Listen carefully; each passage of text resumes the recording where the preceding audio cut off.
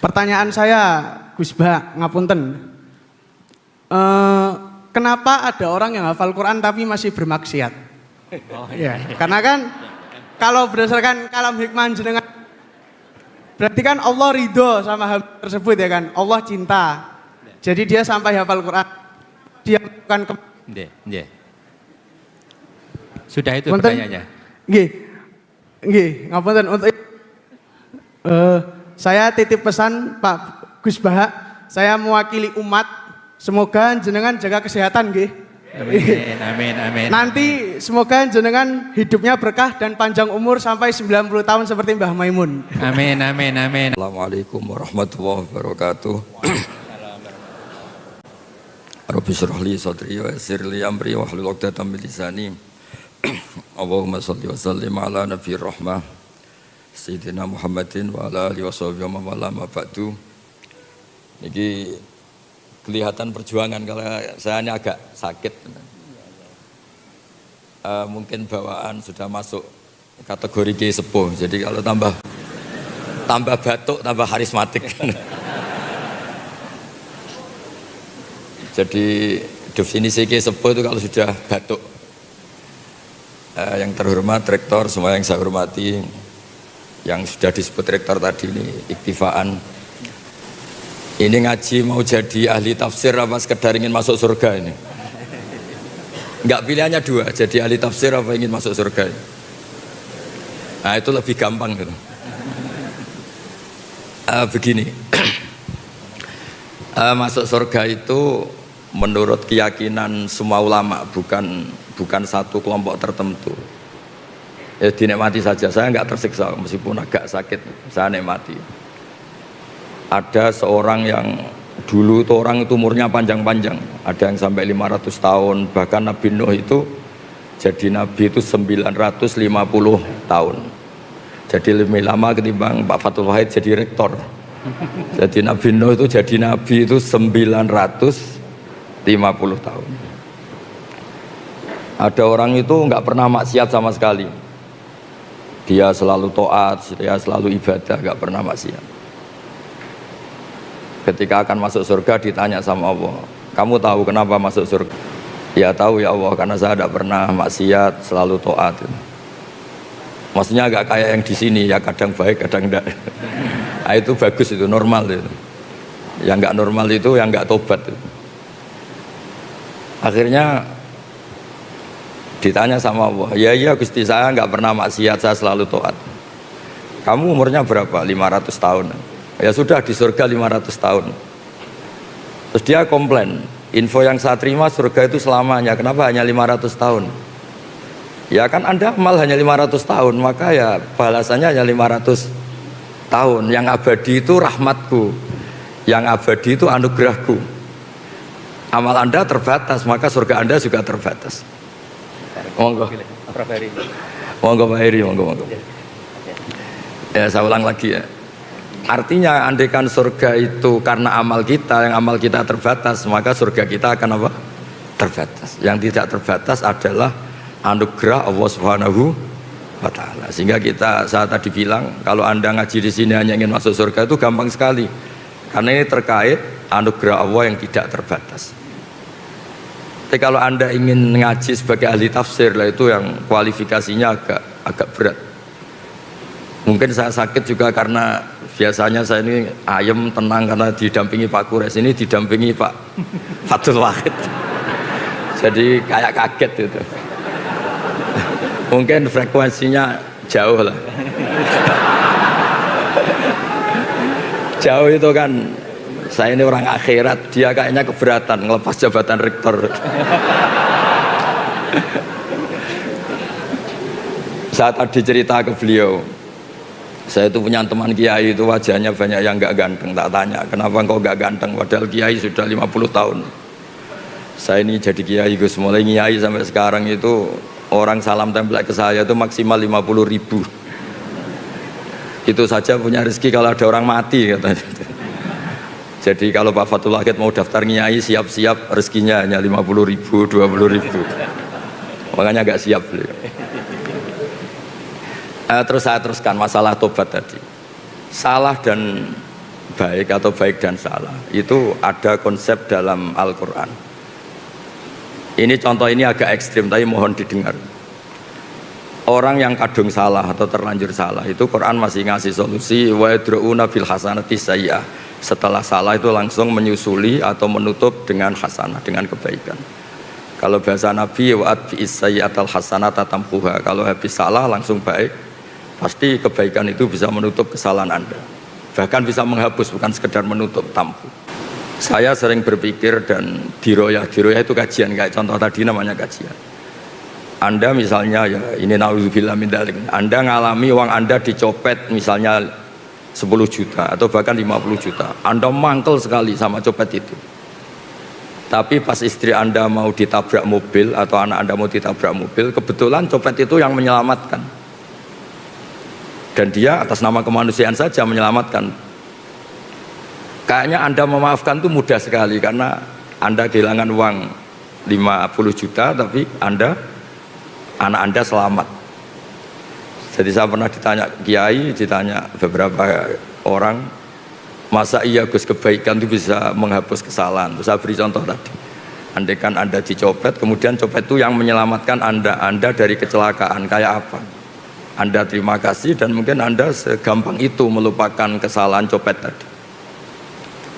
Nah ini penting saya utarakan karena dulu ini cerita-cerita dulu zaman orang baik. Itu kalau tobat itu seperti itu. Jadi dulu kata Umar, sahabat Umar, saya ini ketika kafir sering bikin takut orang Islam. Maka ketika saya Islam harus sering bikin takut orang kafir. Makanya ketika dia Islam pertama, dia itu ditanya Rasulullah, kamu mau kemana Mar? Mau ke rumah Abu Jahal. Pertama dia ke rumah Abu Jahal, ditotok Abu Jahal keluar, terus kata Umar, kamu tahu saya sekarang apa? Saya sudah Islam. Jadi kalau kamu macam-macam sama Nabi Muhammad berhadapan sama saya, itu satu-satu ke rumah Abu Jahal, Abu Lahab dan seterusnya. Sehingga ada ketakutan orang kafir mengganggu Nabi. Dan itu awal Islam disuruh dakwah jarrah, disuruh fasda bima tu'mar, disuruh terbuka dakwahnya. Begitu juga secara sejarah Khalid bin Walid itu panglima perang orang kafir dan dia menang tuh karena keahlian strategis. Sahabat itu ya manusia ya kayak kita lah, dalam watak-watak manusia kayak kita. Jadi intinya perang, sahabat itu di atas, beberapa sahabat mungkin ya kayak yang depan kita semua itu. Diprovokasi Khalid seakan-akan kalah, ngelepas beberapa harta ghanimah, harta rampasan, dikira mereka kalah, terus orang Islam turun, Khalid muter di atas gunung, terus memanah umat Islam itu. Padahal Nabi sudah pesan para pemanah itu nggak boleh keluar dari gunung. Ya gunung di Arab itu saya paling 20 meter, 15 meter, jangan bayangkan kayak gunung apa Merapi, bukan. Makanya bisa manah. Kalau seperti gunung Merapi ya nggak bisa kan. Singkat cerita akhirnya umat Islam ini kalah karena satu menyalahi strategi yang dicanangkan Rasulullah, dua karena kepandian Khalid bin Walid. Ketika dia masuk Islam itu beliau bilang, kepandian strategi perang saya akan saya gunakan untuk umat Islam. Nah yang sekarang saya sering risau ini kalau ada preman pasar tobat itu terus jadi merebut masjid, maka yang meneruskan dia di pasar tetap preman. Harusnya secara teori fikih, sebagaimana saya dulu bikin ketakutan di pasar, sekarang tobat saya bikin ketentraman di pasar. Jangan terus jadi merebut masjid, penerusnya lebih jahat. Jadi tobat itu kalau dulu itu sebanding dengan tanda kutip kesalahan yang pernah dia lakukan. Kalau tidak banding maka seperti tadi nggak sambung. Saya ulang lagi, kalau tidak banding itu tidak apa? Sambung kayak tadi. Dia mengganggu hak adami, yaitu bikin orang takut. Kemudian tobatnya dia hak kuwah hanya jadi merebut masjid atau wiridan, kan tidak sambung. Sehingga di ngaji ini, berarti ini kita ngaji kedua, mungkin beberapa ingin jadi ahli tafsir. Ya bagus. Jadi begini tafsir itu, karena ini tidak ada Pak Kures, memang acara beliau di sini itu Desember. Ini memang acara orang yang merasa kayak Pak Kures. Jadi tidak Pak Kures tapi merasa kayak Pak Kures dengan rasa yang bisa dipaksakan sama. Jadi begini, di ulumul Quran itu ada istilah asbabun nuzul. Dari kacamata ilmu, saya sering cerita, Nabi Muhammad tuh suka dahar, suka makan. Kalau makan tuh di depan umum.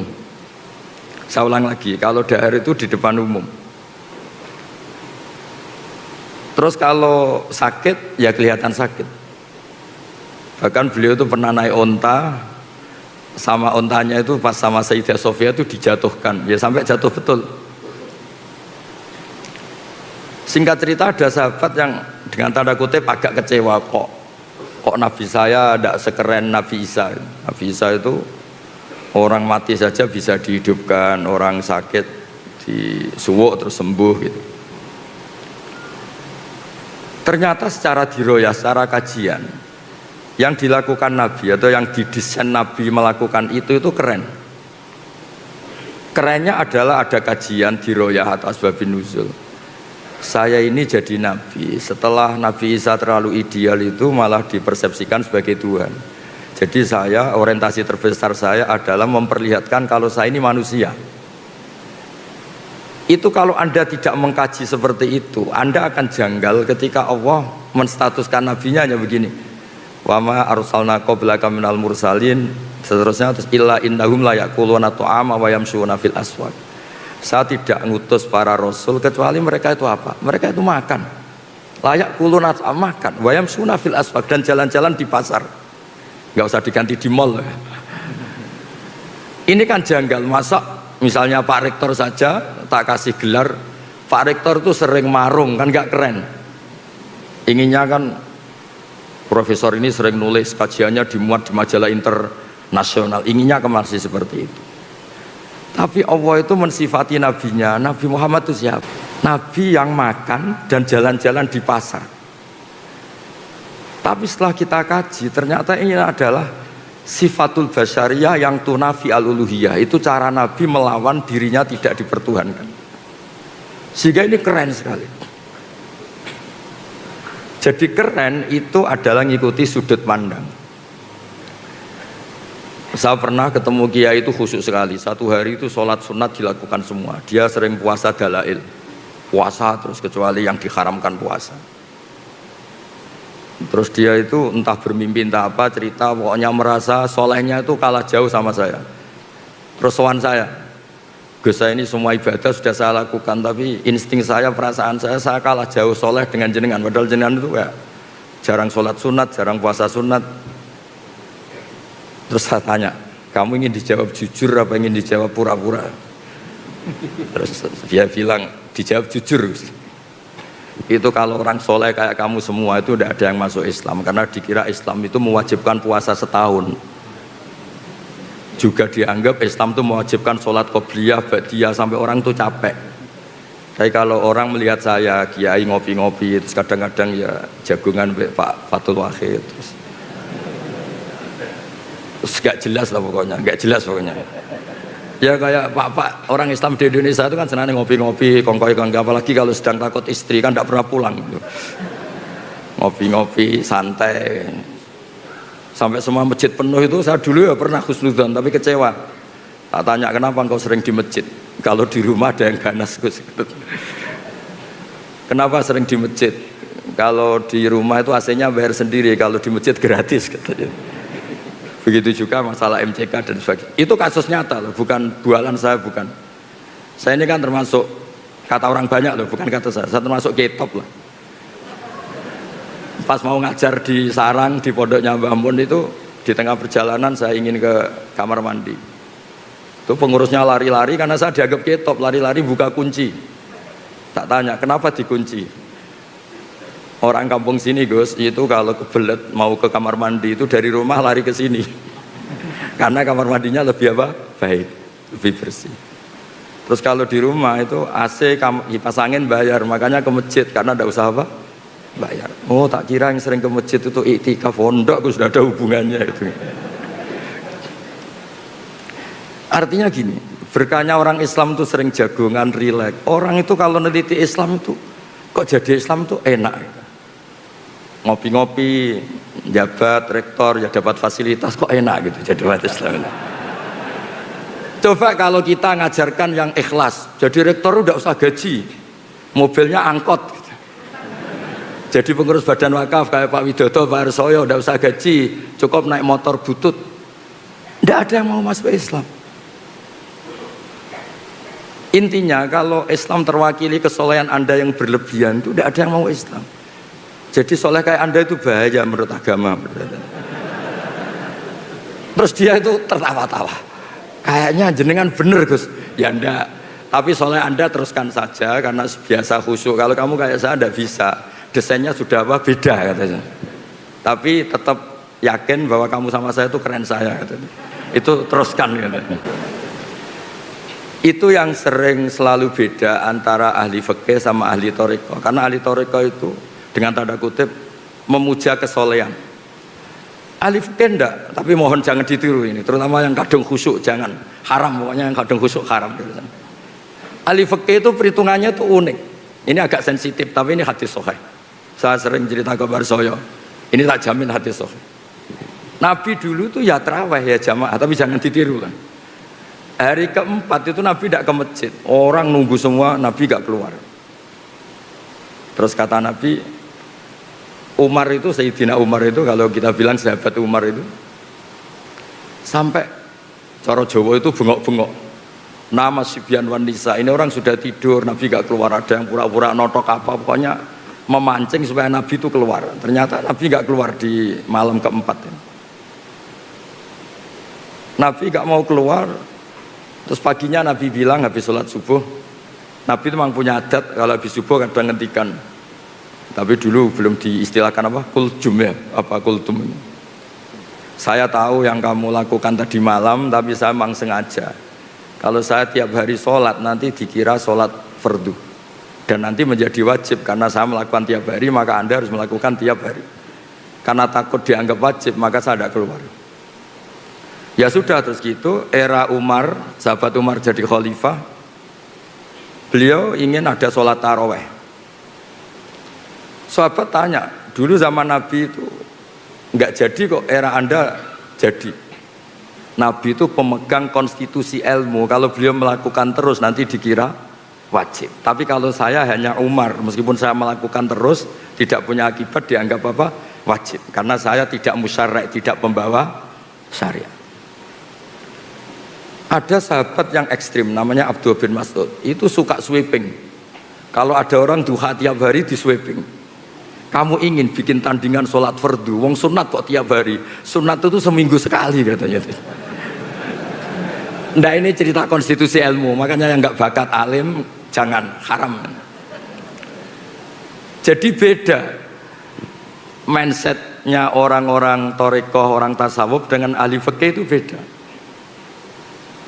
Ya sama terus jangan bilang Gus Pak ahli fikih, Pak Fathul Wahid ahli thariqah, ini tidak dua-duanya. Ini hanya rektor.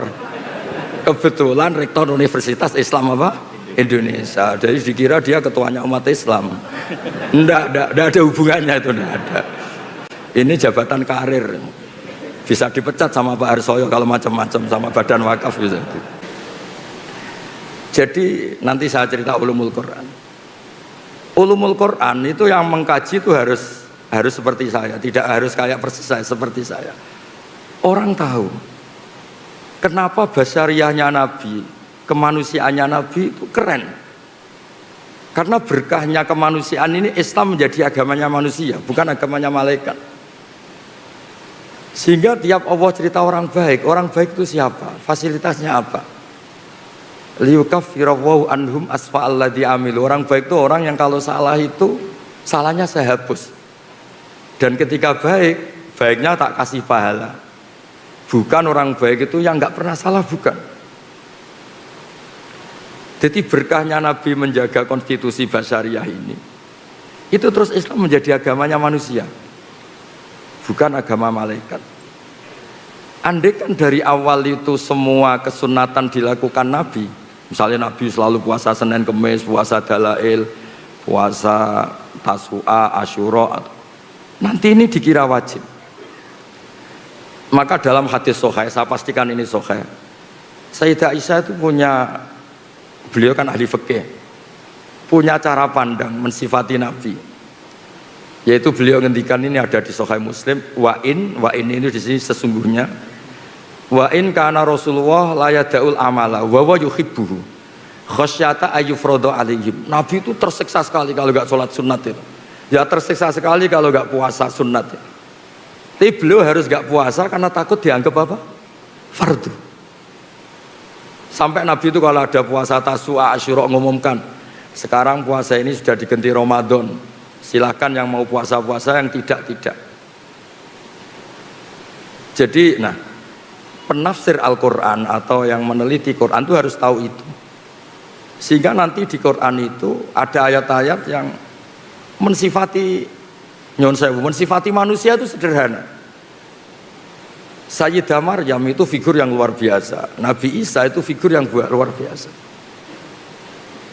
Kata Allah, wa ummuhu siddiqah, ibunya Nabi Isa itu siddiqah, orang yang sangat-sangat jujur, tidak ternodai dosa zina, dosa yang macam-macam.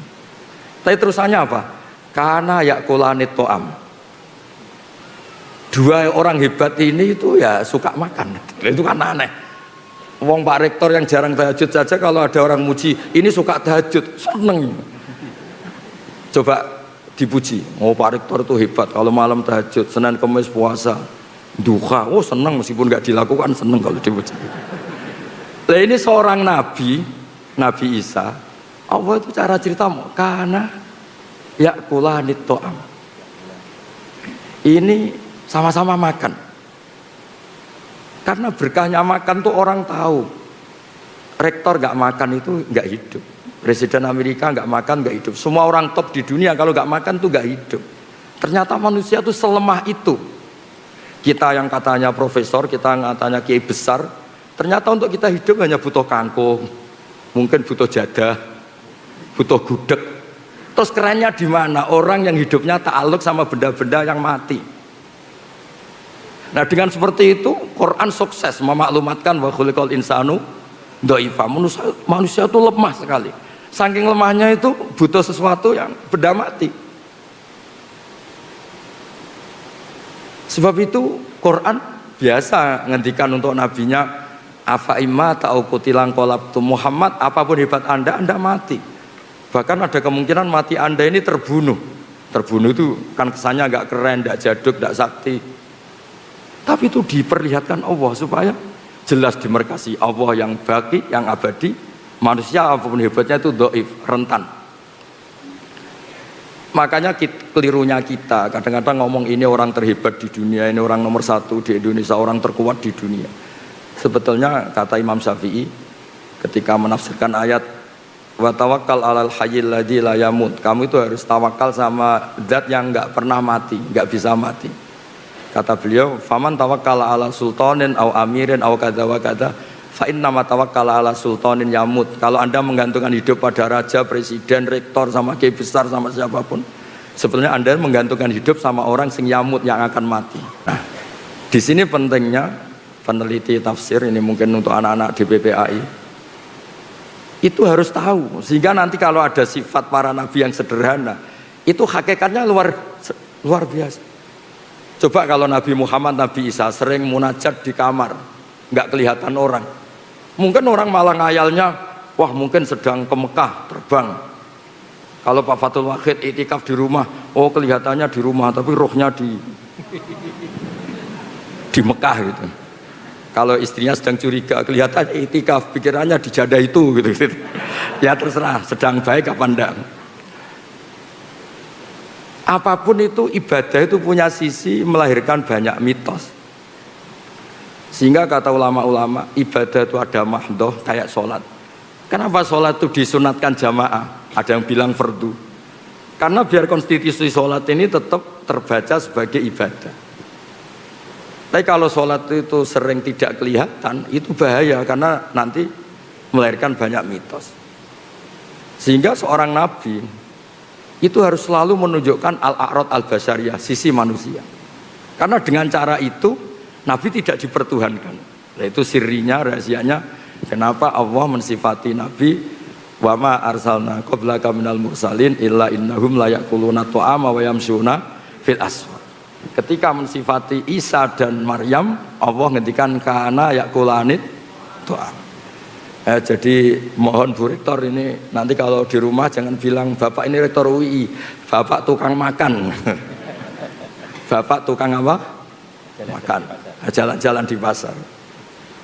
Jadi saya mohon ini sebagai bentuk apresiasi saya karena dulu ketika Prof Zaini itu menerjemah, ya beliau dulu itu seniornya Pak Kures di Al Azhar.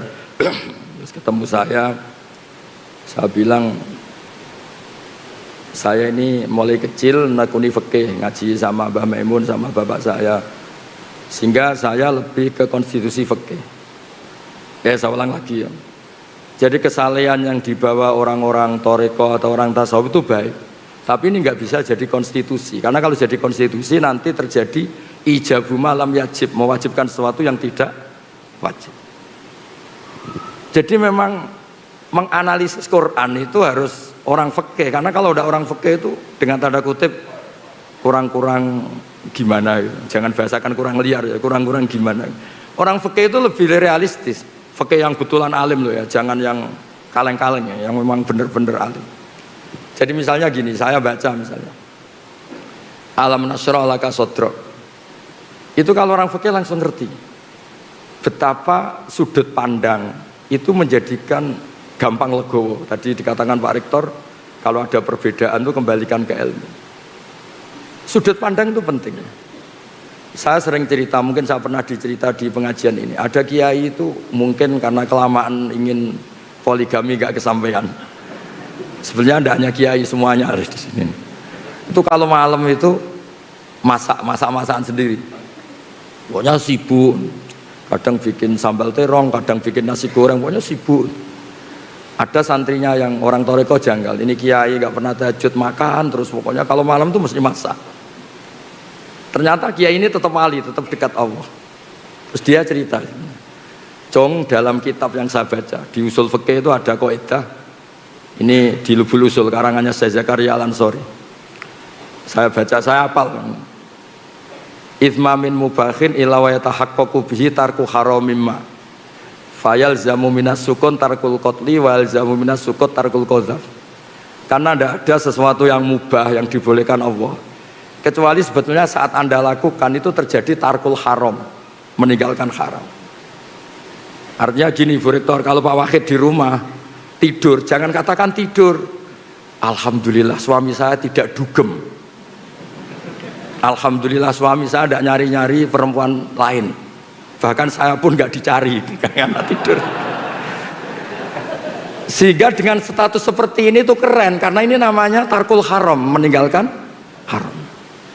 Makanya saya tuh sering berdoa sama Allah, semoga malaikat raqib atid tuh ngaji usul fikih, sehingga tidak melihat anak-anak UI yang ngopi itu ngopi, yang kongkoi, tapi mereka akan bilang hum tarokul haram, ini kelompok-kelompok yang meninggalkan haram itu. Nah, jadi makanya ini biar Pak Allah tahu, biar tahu kalau saya cerita ilmu gini kan, terus dia mikir wah berat nih Gus, berat. Tapi nggak apa-apa, saya disaingi juga ikhlas. Ya jadi saya mohon analisis Quran atau ulumul Quran itu harus seperti ini. Sebab itu nabi-nabi top di Quran itu yang diceritakan itu sering basariyah kayak tadi. Isa dan Maryam diceritakan kana yaqulanit tu'am. Nabi Musa lebih parah lagi. Nabi Musa itu lebih basariyah lagi. Kecilnya dirawat Fir'aun, terus hobinya itu gelut tarung gitu. Terus delalah itu lari buron itu kematian. Ketemu Nabi itu ya nggak ngaji dulu dia, sementing dikawinkan dulu sama putrinya itu. Itu basariah semua. Sehingga berkahnya Islam dibawa secara kemanusiaan. Ciri khas Islam itu adalah faroh. Faroh itu bahagia, happy.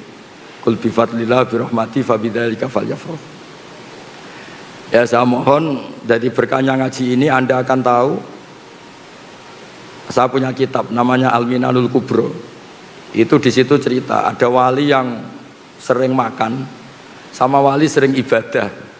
Ternyata yang sering makan ini walinya lebih tinggi ketimbang yang sering ibadah. Ditanya, kenapa engkau lebih tinggi? Karena saya kalau makan itu langsung syukur. Jadi alat duniawi tak jadikan syukur sama Allah karena saya bisa makan. Sementara yang sholat ini gak jadi wali-wali karena ketika sholat dipakai sarana ya Allah kasih hidup yang mapan, kasih istri yang cantik kona'ah. Ternyata salatnya dia dipakai sarana duniawi. Jadi sholatnya dipakai sarana apa? Duniawi. Gayanya sholat, tapi otaknya itu dunia. Sholat hajat lah gampangannya. Angel temen nerangno. Lah yang ini tuh Islami. Karena setiap makan tuh dia nangis, ya Allah, saya ini yang kiai besar selemah ini. Katanya saya orang hebat, saya presiden, saya kiai besar, saya rektor. Kalau nggak makan jadah ya kok lemes. Jadi itu unik karena itu dimaklumatkan wa khuliqal insanu dhaifa. Sehingga seorang nabi yang kekasihnya dibahasakan Allah afa immata au qutila, afa immata au qutila. Muhammad itu mati atau terbunuh. Nah, ini yang terakhir sebelum diskusi. Quran juga cerita jejak sejarah. Ini urusan makan lagi. Syarat jadi nabi diantaranya itu selain soleh, selain baik ini nabi loh, ada kiai nabi. Syaratnya turunannya nabi. Kalau kiai kan alhamdulillah ada Gus asli, Gus naturalisasi masih bisa dinego. Tapi kalau nabi itu memang harus turunan nabi, bawahnya harus ada yang nabi. Orang Yahudi itu Yahuda bin Yakub bin Ishak bin Ibrahim. Ini ngaji paling keren karena saya sudah agak batuk, jadi sudah kayak kiai sepuh itu sudah keren. Yang enggak keren tuh yang ngundang, kiainya sakit kok diundang itu. Itu tanggal 10 kemarin ini Pak Harsoyo, Pak Widodo, Pak Rektor itu main ke rumah saya. Tak pikir ikhlas. Nah, ternyata enggak ini. Ya semoga diampuni Allah Subhanahu wa taala.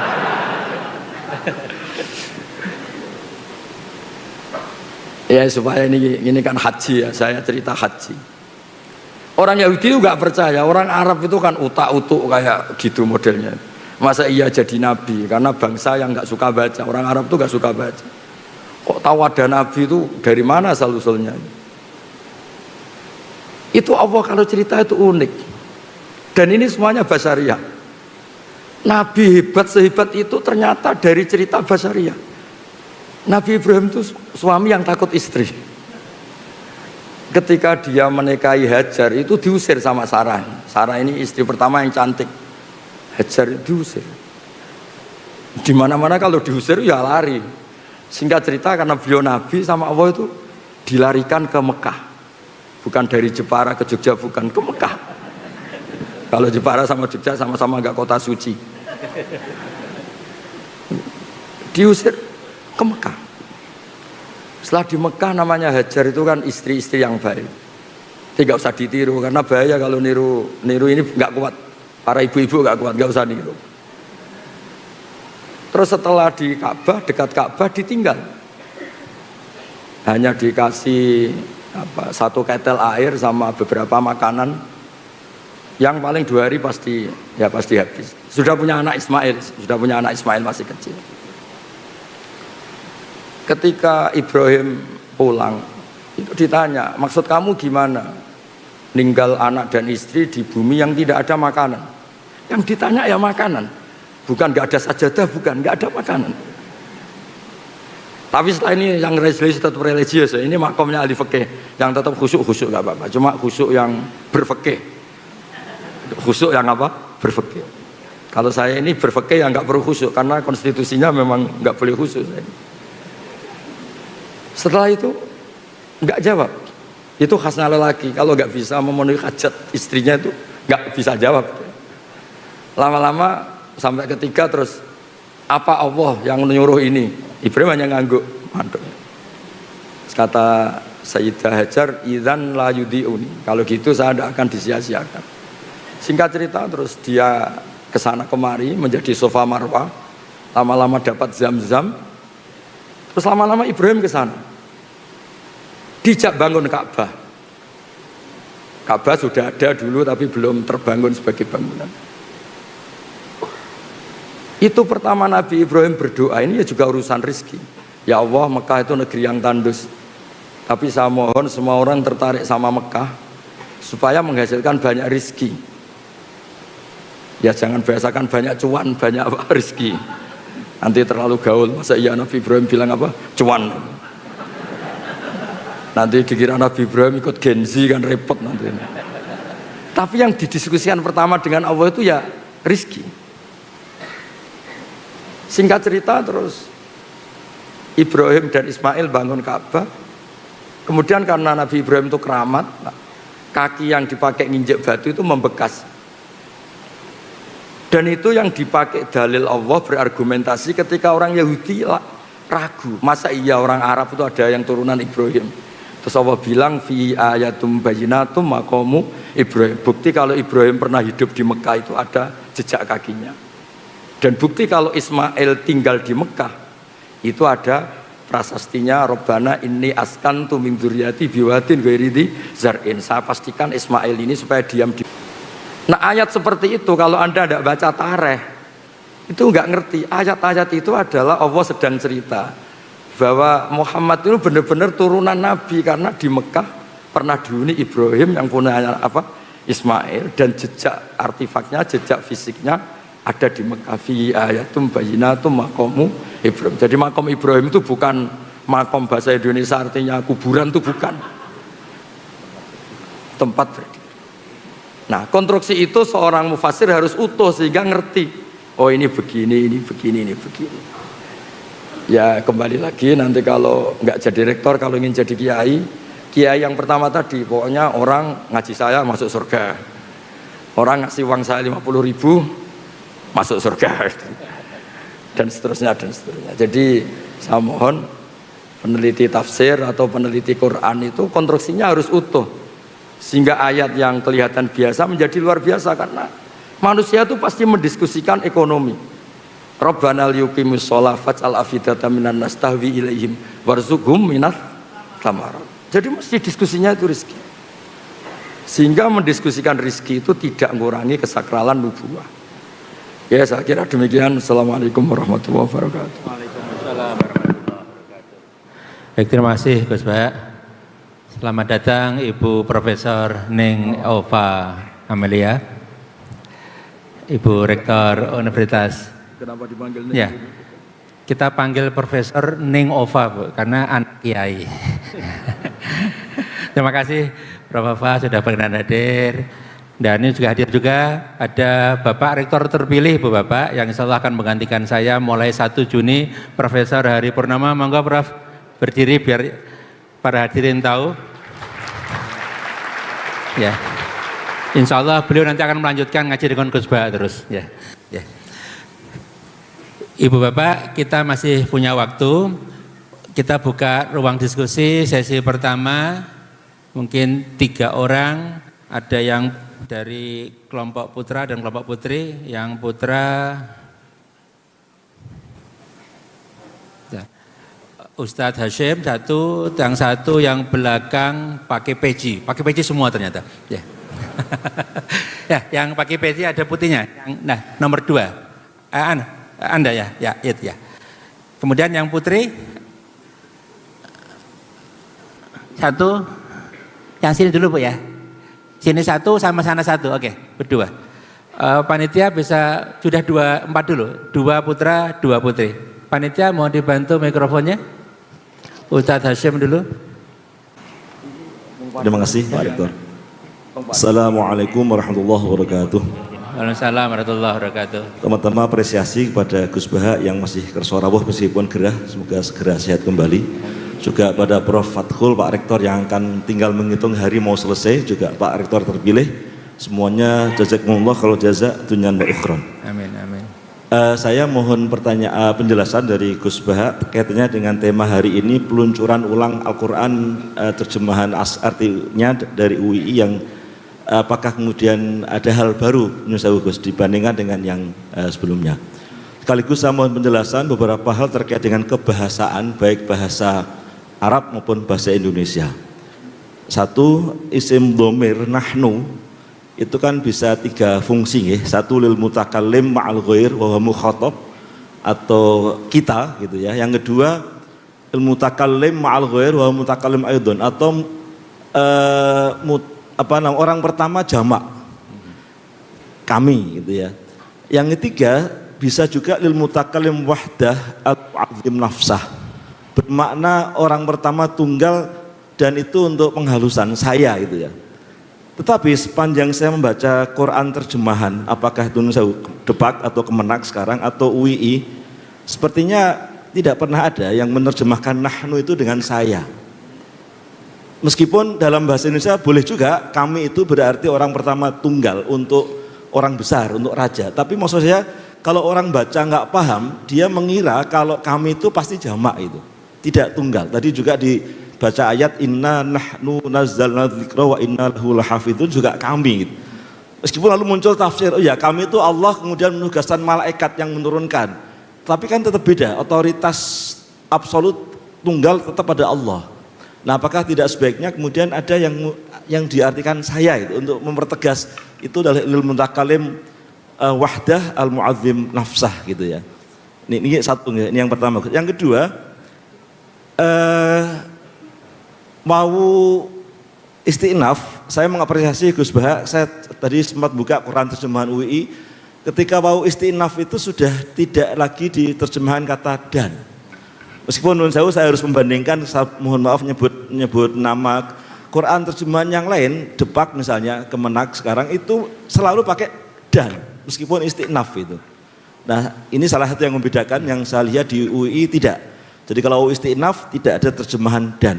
Tapi yang saya mohon penjelasan Gus Baha terkait dengan wawu atof tapi atful jumlah lal jumlah. Dalam bahasa Arab dimungkinkan, ya, tapi dalam bahasa Indonesia kan enggak. Kata dan itu tidak boleh untuk awal kalimat, karena dia kata penghubung antar bagian dari kalimat, apakah itu kata apakah itu frase. Jadi mestinya kalau kita pakai uslub bahasa Indonesia, karena tidak ada atful jumlah lal jumlah, maka tidak boleh awal kalimat itu dan. Nah, saya lihat masih ada di misalnya Al-Baqarah ayat 42 wala talbisul haqqa bil batil, itu masih ada kata dan gitu. Apakah tidak sebaiknya dipertegas, disesuaikan dengan uslub bahasa Indonesia yang tidak mengawali kalimat dengan kata dan. Satu lagi Gus, terakhir untuk dhamir munfasil antum atau kum. Ya, satu lagi ya. Terakhir Nun Sewu. Tadinya mau banyak tapi karena nggak enak. Mau soal nanyakan tobatnya koruptor tadinya, karena tadi soal tobat. Gimana tobatnya koruptor, tapi soal fokus saja. Terakhir, kata antum atau kum nomor mutasil itu pengetahuan saya kalau dalam bahasa Indonesia kan untuk orang kedua aja. Tapi kenapa dalam terjemahan itu dipakai kata kamu itu? Tidak, apakah tidak sebaiknya untuk mempertegas itu kalian? Termasuk menurut saya Gus, di UI masih kamu, lakum dinukum waliyadin, bagimu agamu. Kenapa bukan bagi kalian, agama kalian itu? Untuk mempertegas bahwa ini jamak gitu. Demikian, terima kasih, kurang lebih mohon maaf. Assalamualaikum warahmatullahi wabarakatuh. Waalaikumsalam warahmatullahi wabarakatuh. Sudah 4 pertanyaan tadi. Ya, terima kasih Pak. Kita catat, kemudian yang belakang ya. Ya. Sebutkan nama ya dan asal mungkin ya. Nanti akan dikontrol oleh admin. Ya.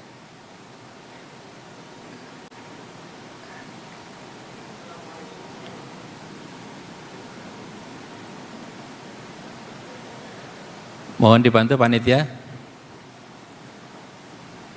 Ya.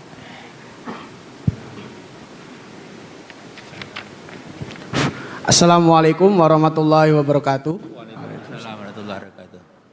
Perkenalkan, nama saya Sidik, saya dari UIN, Sunan. Namanya siapa tadi? Sidik. Sidik, Pak Sidik. Permisi Gus Bah, saya mau bertanya. Jadi tadi malam di beranda HP saya itu lewat berisi kalam hikmah, yaitu tulisannya itu Gus. Ilmu tidak akan Allah berikan kecuali orang yang dicintai oleh Allah Subhanahu wa taala. Pertanyaan saya, Gus Bah, ngapunten. kenapa ada orang yang hafal Quran tapi masih bermaksiat? Ya, karena kan kalau berdasarkan kalam hikmah jenengan, berarti kan Allah ridho sama hamba tersebut ya kan, Allah cinta. Jadi dia sampai hafal Quran, dia bukan Sudah itu pertanyaannya. Nggih, ngapunten untuk saya titip pesan Pak Gus Baha, saya mewakili umat, semoga jenengan jaga kesehatan nggih. Amin. Nanti semoga jenengan hidupnya berkah dan panjang umur sampai 90 tahun seperti Mbah Maimun. Amin. Harapan saya. Assalamualaikum warahmatullahi wabarakatuh. Waalaikumsalam warahmatullahi wabarakatuh. Terima kasih Mas Siddiq. Selanjutnya dari Ibu sana, dibantu panitia. Ya, yang sisi selatan tadi sudah.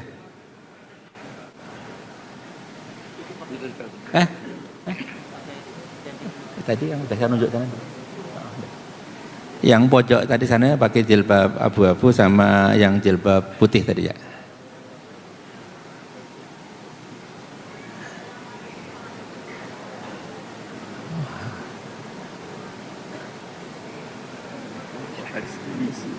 Assalamualaikum warahmatullahi wabarakatuh. Pada Gus Baha yang saya hormati, tadi Gus Baha mengatakan orang baik itu belum tentu orang yang belum pernah melakukan kesalahan. Yang pertama itu mohon penjelasannya. Dan yang kedua tadi Gus Baha juga mengatakan sesuatu yang tidak wajib jangan diwajibkan. Tapi pada saat-saat ini ada yang sesuatu yang makruh kok malah diharamkan. Contohnya orang yang tidak suka merokok, yang benci sekali sama rokok, rokok kuwi haram. Nah gitu misalnya. Jadi mohon penjelasannya, maaf ya. Ya. Cukup sekian dari saya. Saya Uswatun Hasanah dari Magelang. Assalamualaikum warahmatullahi wabarakatuh. Waalaikumsalam warahmatullahi wabarakatuh. Baik, terima kasih. Satu lagi tadi. Satu lagi yang pakai jilbab warna apa itu? Coklat susu ya. Baik, Assalamualaikum warahmatullahi wabarakatuh. Waalaikumsalam warahmatullahi wabarakatuh. Perkenalkan, nama saya Eila, saya dari Hubungan Internasional Universitas Islam Indonesia. Tadi mengutip sedikit dari Gus Baha bahwa sudut pandang itu penting. Terus saya sedikit ada pertanyaan, bagaimana sih sudut pandang Nabi Muhammad terhadap perempuan yang tidak menutup aurat sesuai dengan syariat Islam? Karena banyak laki-laki menyalahkan perempuan karena tidak memakai pakaian sesuai syariat Islam. Ketika melihat itu mereka timbul syahwat. Kenapa tidak dibalik saja? Kenapa tidak mereka yang menjaga pandangan ketika ada perempuan yang tidak memakai pakaian sesuai syariat Islam? Karena memang di sisi lain perempuan itu memang harus menutup pakaian, menutup aurat dengan pakaian yang sesuai dengan syariat Islam gitu. Bagaimana juga syariat dari Al-Quran tentang pakaian ini. Cukup ya. Bagaimana pandangan Nabi Muhammad terkait dua pandangan bertolak belakang ini? Baik, terima kasih. Terima kasih. Baik, terima kasih Bapak. Ada 4 pertanyaan, saya singkat Gus. Jadi pertanyaan yang pertama terkait dengan apakah ada yang baru di sini. Kemudian yang kedua ini soal nahnu tadi. Ada 3 fungsi, apakah tidak ada yang diterjemahkan dengan saya. Terus kemudian tadi terkait dengan wawu istiqnaf dan waktu ataf Gus. Terus yang kedua yang ketiga terkait dengan antum dan kum. Ya.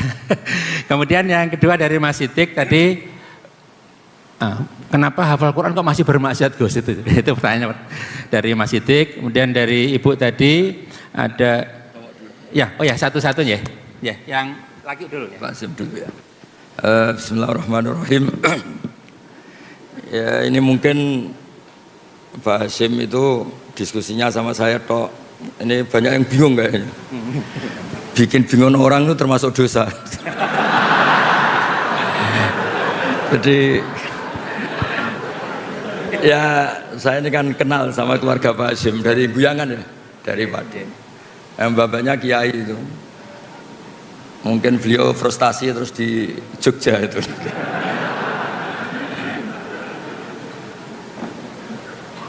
Jadi dulu itu di antara kenapa Abu Hanifah itu jadi wali besar, itu ada hadis la turawi'ul mu'min, jangan bikin orang mukmin itu kaget. Itu kalau Abu Hanifah ketemu orang yang hutang beliau, itu yang sembunyi Abu Hanifah. Saya ulang lagi, ada orang ngutang sama beliau, Abu Hanifah itu kaya. Itu kalau ketemu yang sembunyi itu Abu Hanifah, ditanya, kenapa engkau yang sembunyi? Di mana-mana orang ngutang, kalau ketemu yang ngutang itu kaget. Jadi kalau saya ketemu maka saya dosa karena bikin orang apa? Kaget. Itu memang unik, memang Abu Hanifah itu unik. Jadi harusnya rektor atau dekan atau siapapun yang jadi pembina, kalau ketemu mahasiswa salah, itu yang sembunyi dosennya. Kedua cerita Robiah Adawiyah. Robiah Adawiyah itu rumahnya tuh ada maling. Robiah Adawiyah itu sembunyi sampai maling jatuh keluar gak bawa apa-apa. Ditanya, kenapa yang sembunyi engkau? Saya ini malu sama malingnya karena tidak ada apa-apa yang bisa dicuri.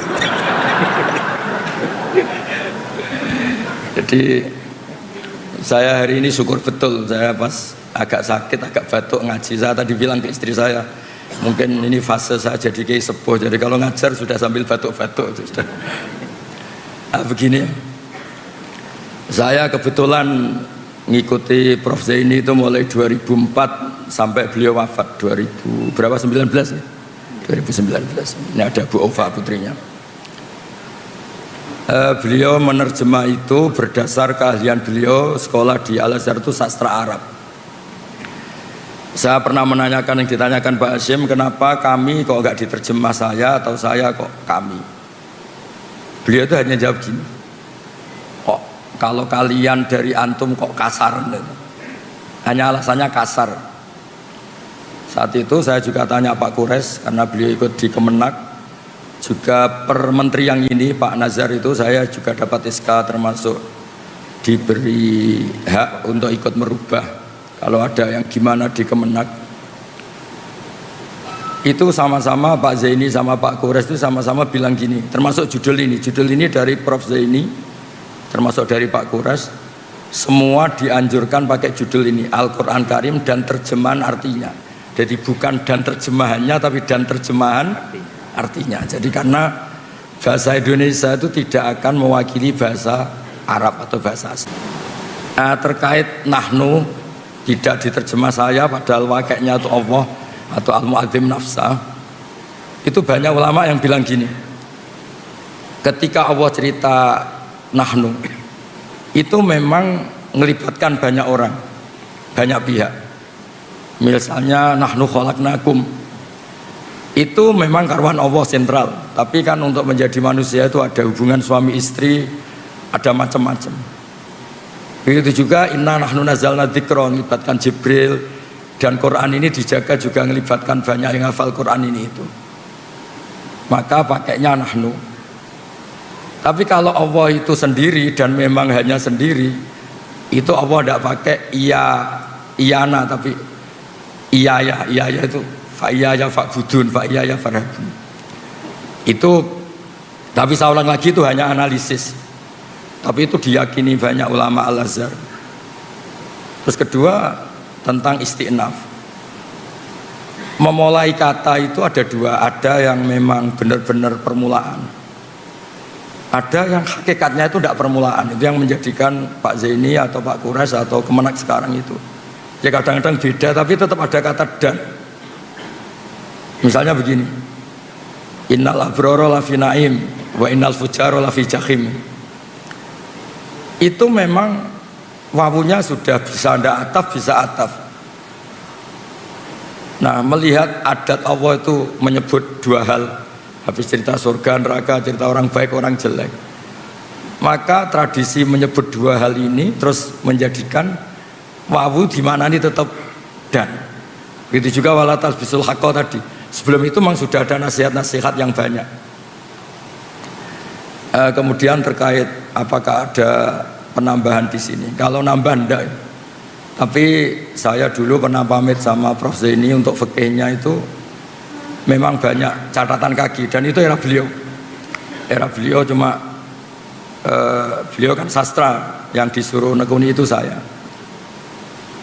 Karena ya ini semoga nggak terjadi. Problem kitab suci itu kan mujmal itu global. Sehingga kalau diterjemah pakai harfiah itu memang resikonya tinggi.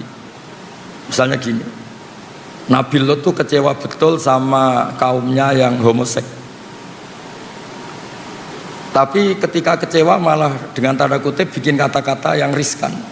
Yaitu beliau ngendikan, haula ibanati hunna darulakum, kamu jangan mendatangkan kepuasan Anda lewat lelaki. Saya ini punya putri banyak yang lebih suci bagi kamu.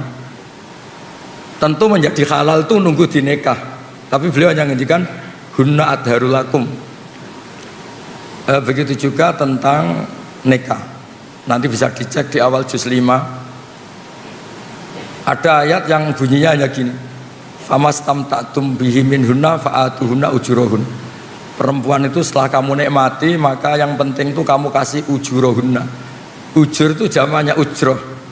Nanti kan kayak transaksi orang nakal yang sudah dipakai itu bayar.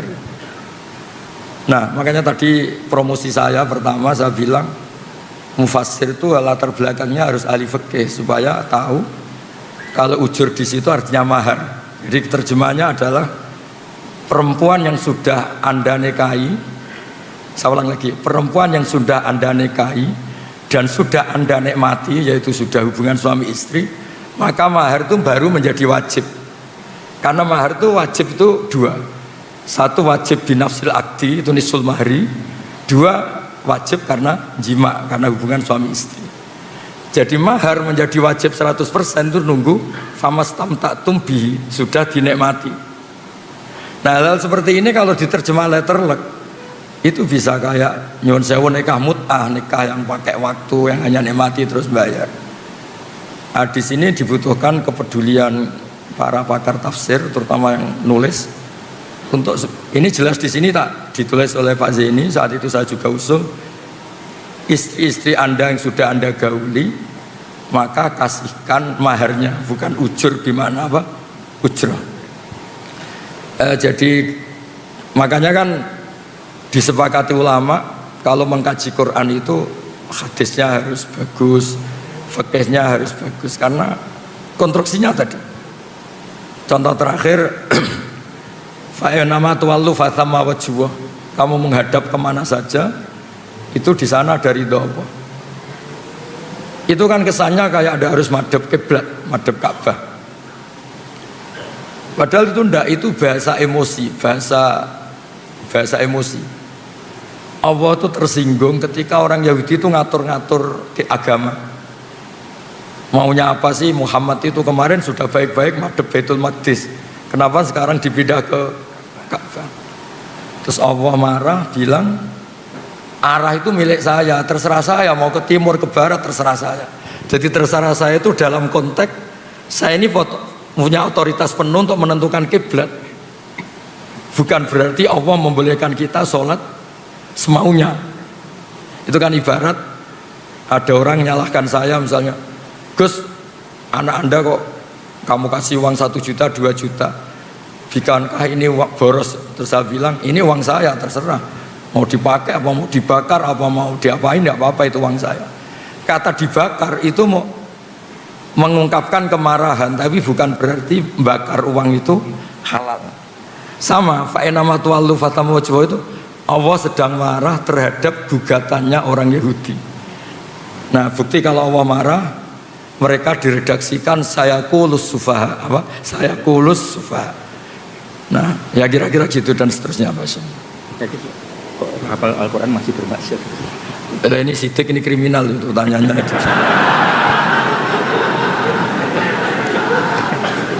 Nanti kalau kenapa orang hafal Quran masih bisa maksiat, lama-lama Anda tanya kenapa Pak Rektor masih butuh uang, itu kan ya repot. Jadi begini, agama ini unik. Allah itu tidak pernah menghalalkan maksiat, nggak pernah. Tapi Allah tahu betul kalau prakteknya orang itu pasti maksiat. Beda ya. Kalau Allah menghalalkan nanti itu menjadi syariat. Tapi kalau Allah tidak realistis, namanya orang itu pasti maksiat. Makanya redaksinya Allah itu pakai fasilitas. Orang baik itu siapa? Orang yang fasilitasnya adalah kebaikannya diberi ganjaran, salahnya dimaafkan. Ya kayak kira-kira definisi cinta. Cinta itu apa? Pas kamu baik diapresiasi, pas kamu salah dimaafkan. Tapi jangan pernah istri Anda bilang, wah Pak kamu salah gak apa-apa. Wah itu bisa bahaya itu. Jadi semua maksiat di Quran itu diceritakan pakai kalam khobar. Kalam khobar itu apa, misalnya cerita orang baik itu siapa? Orang yang menjauhi dosa besar. Misalnya gini, Anda mencintai perempuan, potensinya itu kan hanya nikmati melihat sama sampai hubungan suami istri. Nah yang sampai hubungan suami istri namanya zina, itu dosa besar. Jadi kalau Anda tidak bisa tidur ingat terus, itu namanya pengangguran. Nah, apa itu bilang? Alladzina stanifuna kabairal itsmi wal fawahisha illa lamam. Ya gak apa-apa lah, ingat-ingat sedikit, sementing gak sampai zina. Anda benci orang. Benci orang itu kan kelasnya bisa ngata-ngatain, ngerasani, menghujat, membunuh. Lah Allah itu kadang-kadang maklumi. Wong jenenge lagi gedeng, namanya baru benci ya. Nggak apa-apa lah ngerasani, sementing jangan bunuh. Nah, sehingga ya kayak gitu. Misalnya ada orang kecelakaan, nabrak sampai mati, mesti kita bilang, "Mbok jangan nabrak sampai mati, nyerempet kan bisa." Gitu. Tapi bukan berarti nyerempet itu dihalalkan, bukan. Tapi kalau bandingannya nabrak mati itu, mbok nyerempet tok wae lah ben rapati mati gitu. Ben nggak mati sakit gitu. Jadi agama ini dari awal memang tadi saya bilang ini agamanya manusia. Makanya ketika Allah cerita orang baik itu apa? Alladzina yastanifuna kabairal itsmi wal fawahish illa lamam. Orang yang menjauhi dosa besar tapi prakteknya tetap melakukan kesalahan-kesalahan apa? Kecil. Dan itu nggak bisa dihindari. Tapi saya ulang lagi, agama tidak boleh bilang kalau itu halal, karena nanti bahaya menghalalkan yang haram. Tapi jangan dinafikan. Karena kalau dinafikan itu menjadi tidak realistis. Sama lagi, kalau dinafikan itu menjadi enggak. Makanya tadi Mas Siddiq itu kriminal betul itu tanyanya itu. Lama-lama tanya, kenapa banyak kiai yang masih dosa? Kenapa banyak hafid yang wayab? Ya repot kalau gitu. Wong dosa itu bisa dimulai dari tidak maksiat. Dosa itu ada yang tarkul wajib. Jadi Anda di masjid iktikaf, saat itu istri Anda melahirkan butuh pertolongan Anda, dan Anda tidak ada di sisinya hanya karena itikaf, itu agama bilang itu haram karena meninggalkan wajib, yaitu ngerawat apa? Istri demi itikaf yang apa? Sunnah. Jadi bisa saja yang di sini itu sekarang haram, ya bisa saja. Ternyata di sana banyak kewajiban, ditinggal apa? Di sini. Tapi bisa saja taat karena pas di sini berarti tidak masih. Nah, saya kira demikian. Ini yang dari ibu-ibu, Bu. Yang pertama ini Gus, komentar lagi terhadap sesuatu yang tidak wajib jangan diwajibkan. Termasuk tadi jangan mengharamkan yang rokok contohnya tuh. Kemudian terakhirnya sudut pandang Rasulullah terhadap yang tidak menutup aurat. Enggak gitu loh. Kenapa nyalain perempuan? Jadi dua perspektif tadi Gus, dua sudut pandang. Rasulullah kira-kira yang mana Gus kira-kira? Begini ya. Jadi saya pernah cerita, mungkin di sini mungkin pernah cerita. Saya itu punya tamu, kebetulan teman-temannya bapak. Dua orang sudah sepuh. Pas rame-ramenya MUI dulu fatwa rokok itu wah haram itu. Dua kiai ini sepuh dan saya cium tangan karena sepuh. Gus, saya ini mau tanya, kalau Anda jawab haram tak lawan, kalau jawab halal saya setuju. Karena temannya bapak, dia cerita, saya ini kiai kampung Gus, hiburan saya itu kalau habis isya agak pulang, rokok-rokokan di masjid sama kelompok kiai-kiai yang nganggur itu, ya sambil rokokan. Karena kalau pulangnya terlalu awal tuh ngadepi istri yang belum jinak katanya, karena kalau sudah jam 11, 12 kan sudah islami katanya. Ini kisah nyata ini. Terus Kenapa jenengan ingin rokok itu halal? Itu yang saya kaget tuh jawaban ini. Loh saya ini kan kiai Gus. Hiburan saya kan nggak mungkin seperti anak-anak lihat dangdutan, saweran. Saya ini kan kiai, kan nggak pantas. Hiburannya saya hanya rokokan. Kok masih diharamkan MUI, maunya apa? Jadi dia itu, saya ini kiai. Kalau nggak kiai kan enak, bisa lihat dangdutan, saweran, lihat biskop. Saya ini kan kiai, kan nggak pantas. Jadi hiburan saya hanya rokokan sambil nyesali nasib. Masa iya haram gitu? Gempon bah, untuk jenengan halal. Woyo.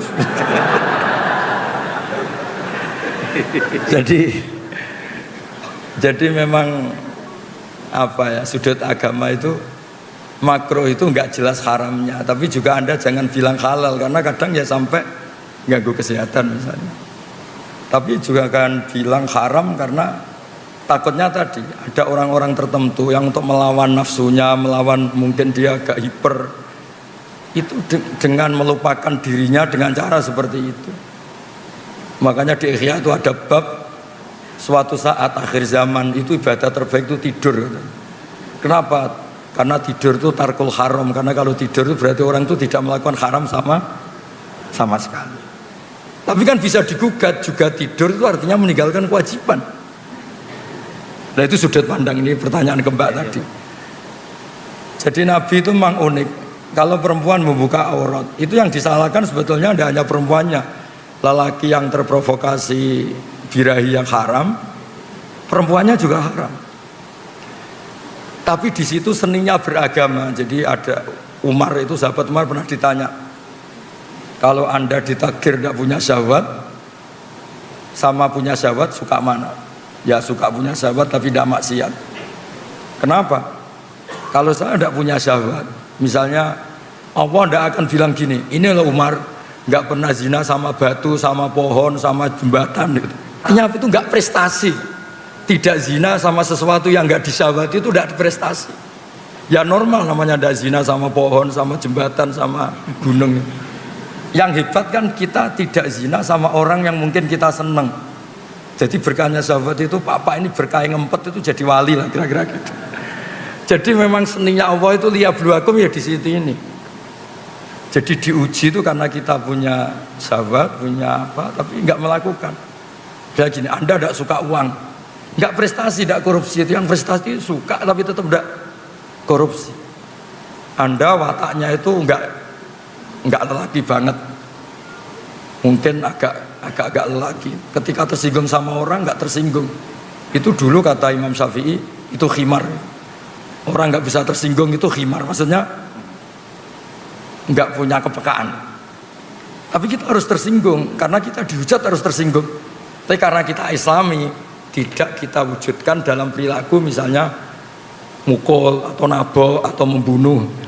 Jadi ketika Allah ngendikan zina linnas syahwat minan nisa, itu Allah ingin mengapresiasi betapa hebatnya manusia soleh. Mereka punya syahwat, punya keinginan, tapi semua itu ditinggalkan karena saya. Makanya terakhir ijazah saya ini ada 7 orang yang spesial yang nanti dinaungi Allah yaumala dzilla illa dzilluh. Yang pertama itu Imam Adil, semacam-macam. Yang ketujuh ini nggak boleh diuji cobakan. Yang ketujuh ini haram diuji cobakan. Lelaki yang diajak perempuan cantik terus dia menolak hanya karena bilang ini akhafullah, saya takut Allah. Nggak usah diuji karena ini rawan nggak lulus. Tapi itu didiskusikan sama Nabi, itu betapa hebatnya orang apa? Soleh. Biar yang diuji itu hanya Nabi Yusuf. Kalau Anda kayaknya tidak lulus. Zulaikha itu cantik, setengah bayang, menarik. Ngajak Nabi Yusuf pas tuannya di kantor, karena tuannya ini pegawai negeri. Nah, tapi yang diajak itu Zulaikha, bukan dosen UI. Jadi artinya gini, berkahnya kita punya syahwat, suka uang, suka ya, harta tahta wanita. Berkahnya itu malah kita menjadi orang hebat. Kok bisa Pak Rektor gak korupsi padahal punya kesempatan? Kok bisa Tidak mencabang kemana-mana karena diawasi kalian. Tidak karena sholat kali itu, enggak. Saya yakin enggak karena sholat itu. Enggak. Untuk husnudon sholat itu butuh dalil. Karena takut Allah. Takut istri atau takut Allah? Dua-duanya guys. Kalau takut Allah dan istri malah syirik. No? Jadi Allah itu unik, ngelola manusia itu unik. Makanya ketika Nabi itu tersinggung, ya marah. Kata sahabat, ihmar rawajuh. Marah, kelihatan marah. Nabi pernah ditanya, Muhammad kalau engkau Rasul itu boyo yang keren itu. Bisa menghidupkan orang mati kayak Isa, punya tongkat sakti kayak Musa. Nabi itu ihmar rawajuh, mau tersinggung, mau marah. Terus akhirnya Nabi Muhammad tuh ingat, lakot udhiya Musa bi aktsara min dzalik fasobar. Musa itu pernah tersakiti oleh seperti ini dan Musa itu sabar. Padahal Musa itu kelasmen nabinya di bawah saya. Musa saya bisa sabar apalagi saya. Jadi Nabi Musa juga pernah digugat. Musa, kamu itu bilang utusannya Allah. Coba Allah itu pertontonan ke kita, arina wajarotan. Kemudian nanti Allah tak tanya, apa betul Anda ngutus Musa? Jadi Nabi dulu itu ya repot. Tapi ya tadi memang itu ujian. Ya jadi di antara kebaikan agama ini kita dikasih syahwat, dikasih suka uang, suka tahta. Tapi kita bisa lulus. Tapi gak usah dicoba tadi, gak usah dicoba. Karena kalau dicoba itu riskan.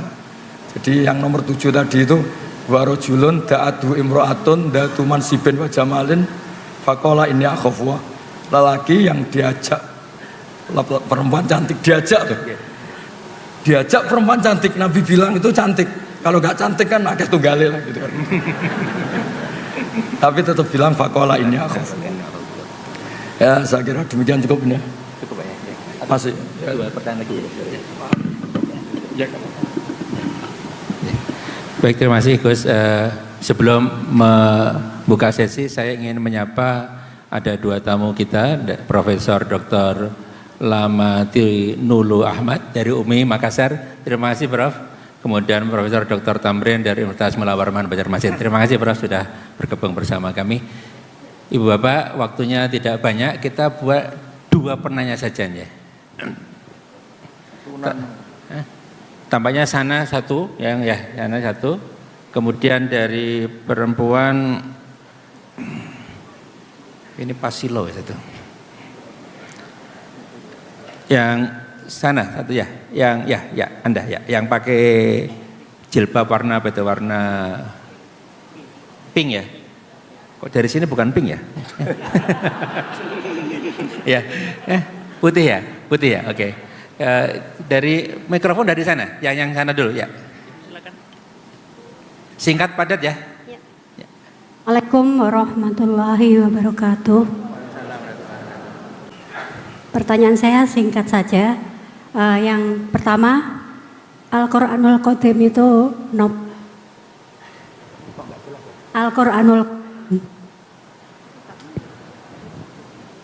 Al-Quranul Qadim. Yang kedua, selama ini kita meyakini bahwa Islam itu adalah agama yang paling sempurna dan Al-Quran itu adalah wahyu yang diberikan Allah kepada Rasul yang terakhir. Pertanyaan saya, apakah setelah Al-Quran itu Allah masih memberikan wahyunya pada kita umat manusia ini? Kemudian yang ketiga, gak jadi singkat ternyata. Ya, singkat saja. Allah itu disifatkan wal awalu wal akhiru wal dhahiru wal batinu. Pertanyaan saya, Allah itu di mana? Itu saja. Sampun. Oh, di mana? Oke. Oke. Baik, ini pertanyaan kalam ini. Baik, kita catat. Kemudian yang tadi yang pakai jaket warna apa itu, krem ya. Mau dibantu panitia?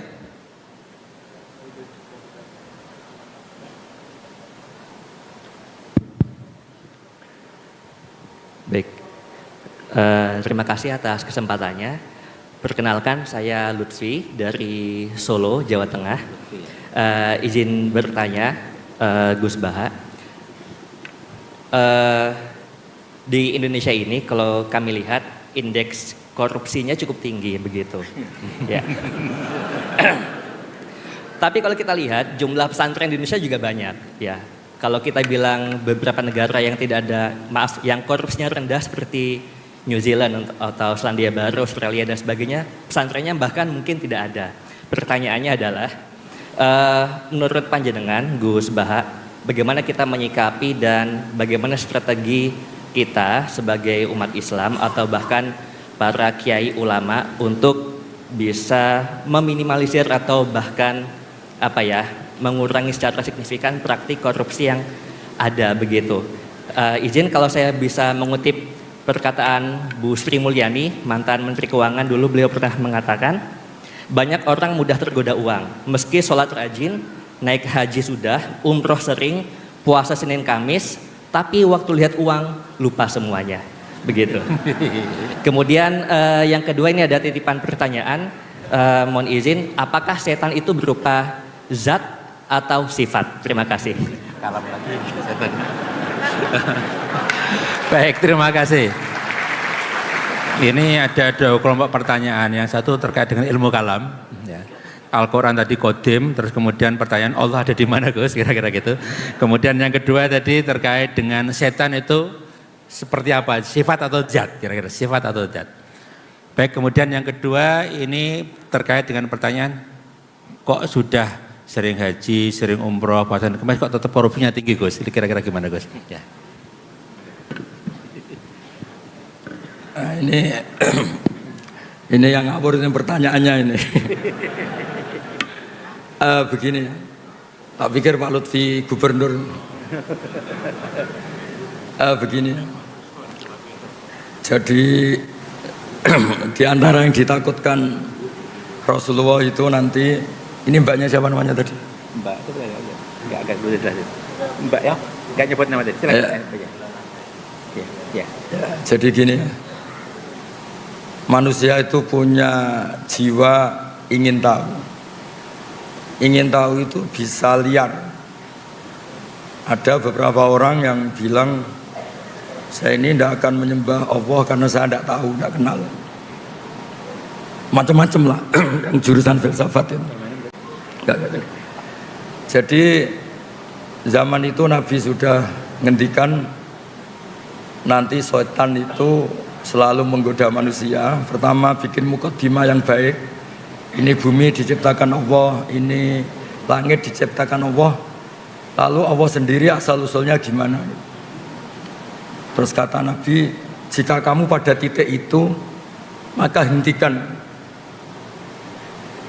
Nah, menghentikan itu manusia itu mudah sekali. Makanya saya pernah bilang, saya mungkin saat melihat sinetron apa saja, tentang Joko Tingkir ya boleh, tentang Mak Lampir ya boleh, yang penting itu manusia lah. Itu mungkin pas dekat-dekatnya saya dengan Allah, karena itu melawan diskusi dengan setan. Jadi banyak peristiwa sahabat itu tanyain Allah itu di mana.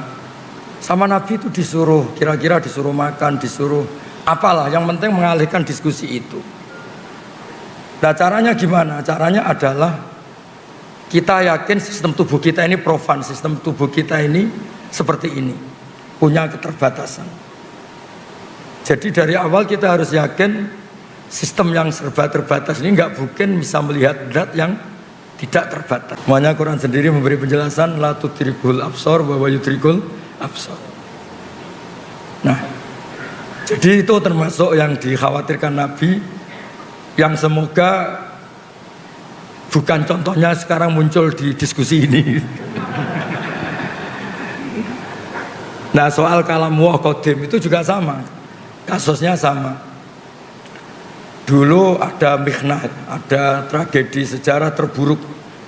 Ada seorang khalifah namanya Ma'mun, memaksa orang berpikir kalau kalam wa itu tidak qadim.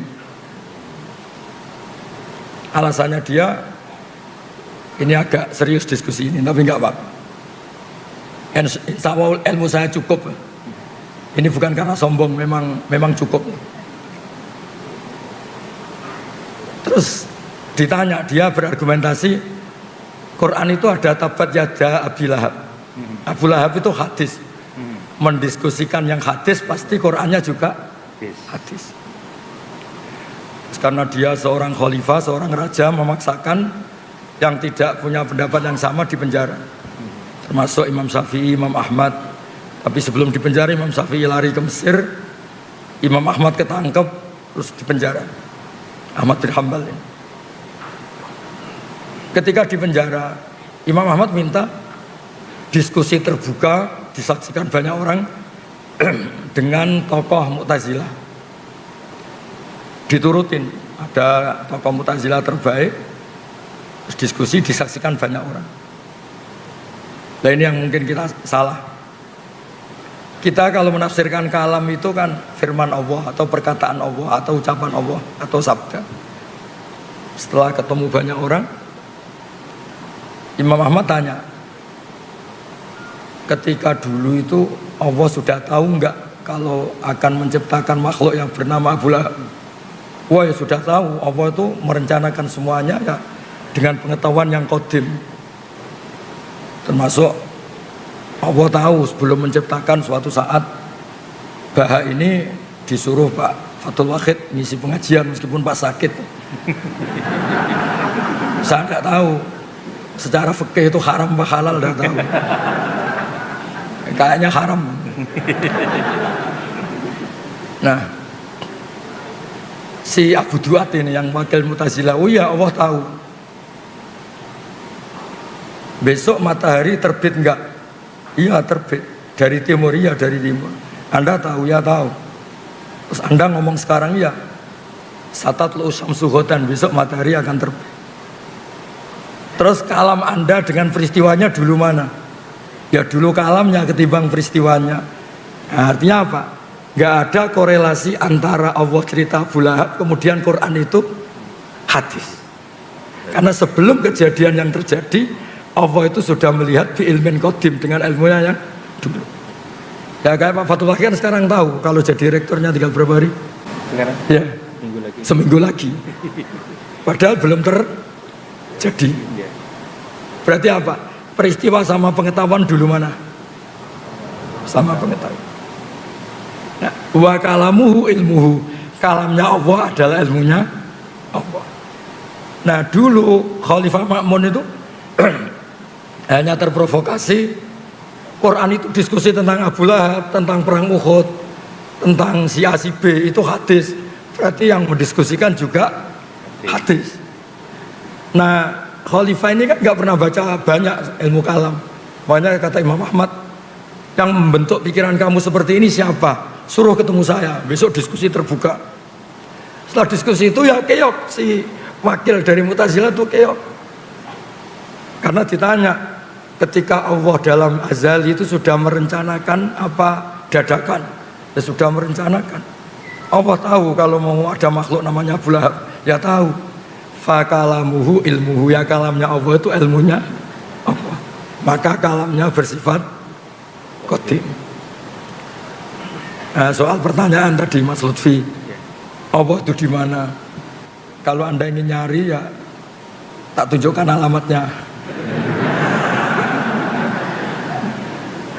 Kalau Anda tanya untuk mempersulit narasumber namanya muta'anid, itu bisa dipenjara. Nah, begini ya. Nabi itu unik. Ada pertanyaan yang dijawab karena itu dianggap baik secara rasa. Baik secara rasa. Sehingga ada seorang perempuan tanya, ya Rasulullah, aina Allah? Allah itu di mana? Nabi tanya, dijawab fis sama. Begitu juga kebalikannya, kalau ada orang tanya, dijawab fis sama. Allah itu di langit di atas, di langit itu di atas. Ketika Nabi Mi'raj menemui Allah itu digambarkan di atas, fis sama. Itu benar secara psikologis karena kita tidak mungkin mensifati Allah itu di bawah. Tapi di atas itu menurut ukuran apa? Ukuran fisik apa non fisik? Di atas menurut fisik adalah ini bawah, sana atas. Tapi secara psikis, secara rohani, di atas itu nggak terjangkau, nggak tersentuh. Allah itu terlalu atas untuk kita analisis, terlalu atas untuk kita sentuh, terlalu atas untuk kita amati atau kita perhatikan. Nah, makanya tentang Allah cukup kita mengatakan subhanah. Dan Allah selalu bilang ketika ada orang salah faham, subhanahu wa ta'ala amma yusyrikun amma yakulun. Yang penting Allah itu terlalu suci, terbebas dari cara pandang manusia yang sering salah. Ya, jadi makanya pentingnya wiridan subhanallah adalah orang biar ngerti kalau Allah itu suci dan persepsi kita ini jauh dari menyentuh itu. Jadi ini pertanyaan yang nggak perlu dijawab, cukup divonis itu kriminal itu aja. Karena memang itu karena itu memang termasuk provokasi setan. Jadi di antara itu betul ada hadis sahih itu. Nanti umatku itu digoda setan lewat pertanyaan yang mukadimahnya itu benar.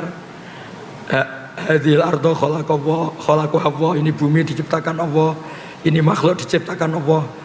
Lalu Allah sendiri asal usulnya gimana? Jika Anda terus mencari, maka ini sesuai kehendak setan, sesuai keinginan apa? Setan. Tapi kalau Anda berhenti, kamu tinggal makan, kamu tinggal jagongan, kongkoy-kongkoy, ini setannya bisa setruk. Maka saya mohon semua teman-teman yang sedang kongkoy-kongkoy, itu artinya sedang mensetrukkan apa? Setan. Karena Anda digoda dengan pertanyaan-pertanyaan yang bisa gawat, itu bisa masalah. Ya, saya kira demikian. Assalamualaikum warahmatullahi wabarakatuh. Waalaikumsalam warahmatullahi wabarakatuh. Terima kasih Gus Baha, terima kasih semuanya, para muhibbin, para tamu undangan yang sudah berkenan rawuh di acara hari ini. Kita sudah ngaji 1,5 jam, 2 SKS penuh. Nah, insya Allah kita akan berjumpa lagi di kesempatan yang lain. Mari kita bersyukur dengan mengucap hamdalah bersama-sama. Alhamdulillahirabbil alamin. Terima kasih. Wal afu minkum. Wassalamualaikum warahmatullahi wabarakatuh. Waalaikumsalam warahmatullahi